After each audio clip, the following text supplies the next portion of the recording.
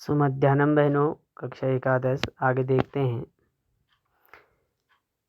और रंजकता का मर्म रसिक वर्ग के समक्ष कैसे प्रस्तुत किया जाए, किस रीति से उसकी बैठक बिठाई जाए और श्रोताओं से कैसे सुसंवाद साधा जाए, इसमें समाविष्ट है।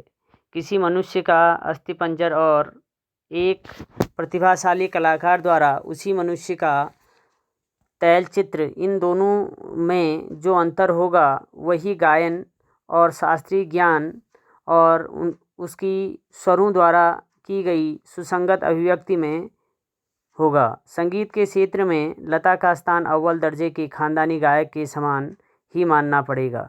क्या लता 3 घंटों की महफिल जमा सकती है? ऐसा संशय व्यक्त करने वालों से मुझे एक ही प्रश्न पूछना है, क्या कोई पहली श्रेणी का गायक 3 मिनट की अवधि में चित्रपट का कोई गाना उसकी इतनी कुशलता और रसोत्कटता से गा सकेगा? नहीं। यही उस प्रश्न का उत्तर उन्हें देना पड़ेगा।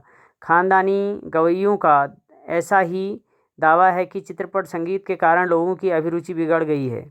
चित्रपट संगीत ने लोगों के कान बिगाड़ दिए हैं, ऐसा आरोप लगाया जाता है, पर मैं समझता हूँ कि चित्रपट संगीत ने लोगों के कान खराब नहीं किए हैं, उल्टे सुधार दिए हैं। ये विचार पहले ही व्यक्त किए हैं और उनकी पुनरुक्ति नहीं करूँगा।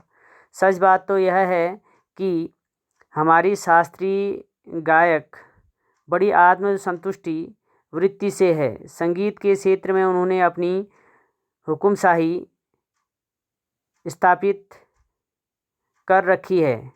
शास्त्र शुद्धता के कर्मकांड को उन्होंने आवश्यकता से अधिक महत्व दे रखा है, मगर चित्रपट संगीत द्वारा लोगों की अभिजाती संगीत से जान पहचान होने लगी है।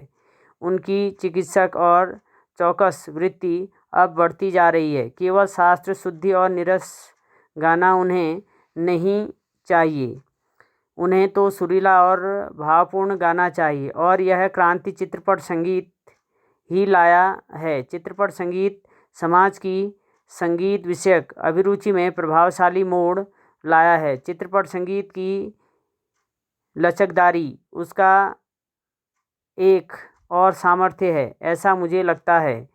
उस संगीत की मान्यताएं, मर्यादाएं, झंझटें तब कुछ निराली हैं। चित्रपट संगीत का तंत्र ही अलग है।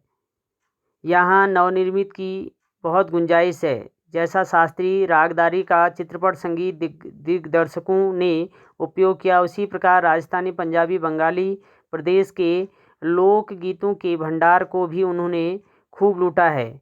यह हमारे ध्यान में रहना चाहिए।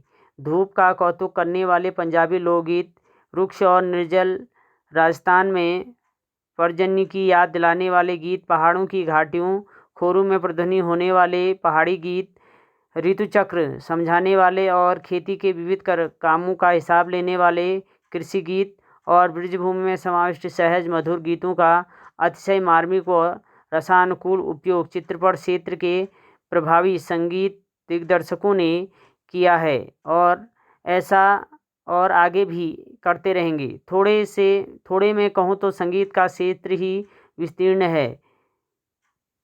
वहाँ अब तक अलक्षित, असंशोधित और अदृष्टिपूर्ण ऐसा खूब बड़ा प्रांत है, तथापि बड़े जोश से इसकी खोज और उपयोग चित्रपट के लोग करते चले आ रहे हैं। फलस्वरूप चित्रपट संगीत दिनों दिन अधिकाधिक विकसित होता जा रहा है।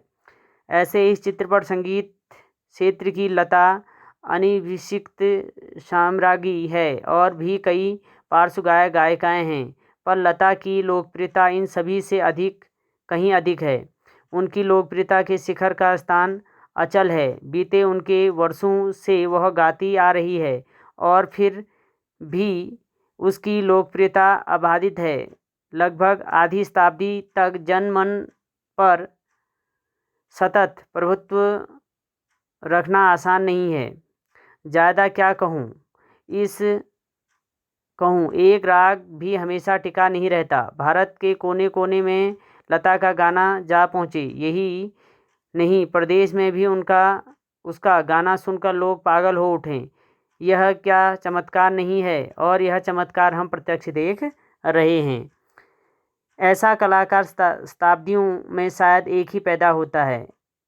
ऐसा कलाकार आज हम सभी के बीच है। उसे अपनी आँखों के सामने घूमता फिरता देख पा रहे हैं। कितना बड़ा है हमारा भाग्य।